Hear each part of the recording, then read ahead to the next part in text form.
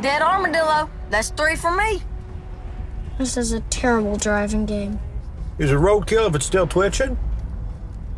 Both alive and dead, just like Schrodinger's cat. I didn't know he had a cat. You've heard of Schrodinger? You sure? It's a kid from Charlie Brown who plays the piano. Lucy's got a crush on him.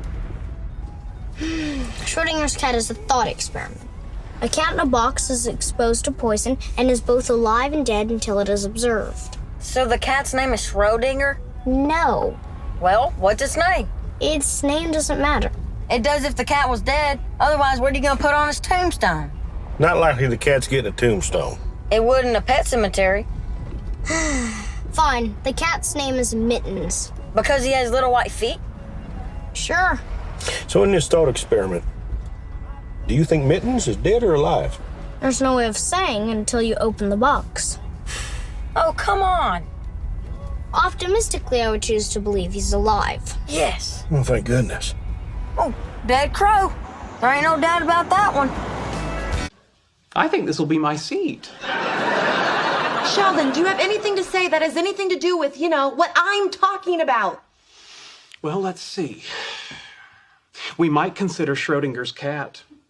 Schrodinger. Is that the woman in 2A? No, that's Mrs. Grossinger. And she doesn't have a cat. She has a Mexican hairless, annoying little animal. Yip, yip, yip. Sheldon!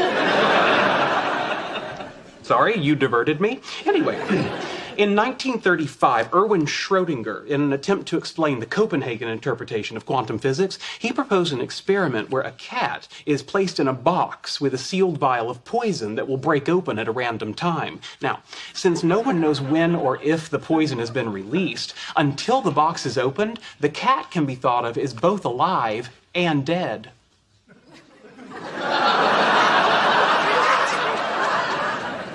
I'm sorry, I don't get the point. Well, of course you don't get it. I haven't made it yet.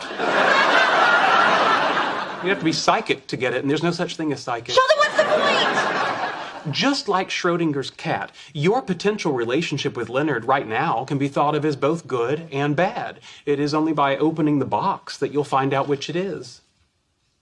Okay, so you're saying I should go out with Leonard. No.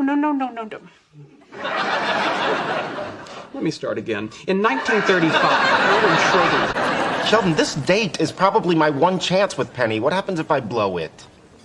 Well, if we accept your premise, and also accept the highly improbable assumption that Penny is the only woman in the world for you, then we can logically conclude that the result of blowing it would be that you end up a lonely, bitter old man with no progeny. The image of any number of evil lighthouse keepers from Scooby-Doo cartoons comes to mind. You're not helping. All right, what response on my part would bring this conversation to a speedy conclusion? Tell me whether or not to go through with the date. Schrodinger's cat. Wow, that's brilliant. You sound surprised.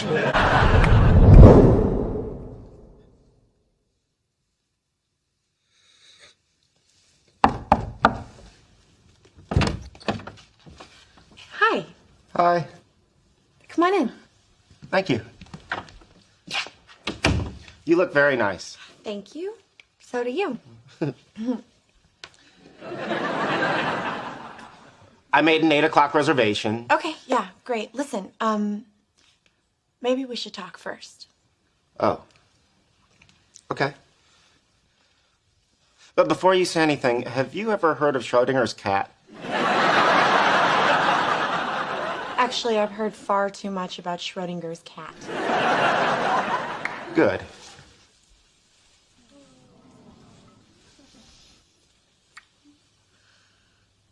All right, the cat's alive. Let's go to dinner.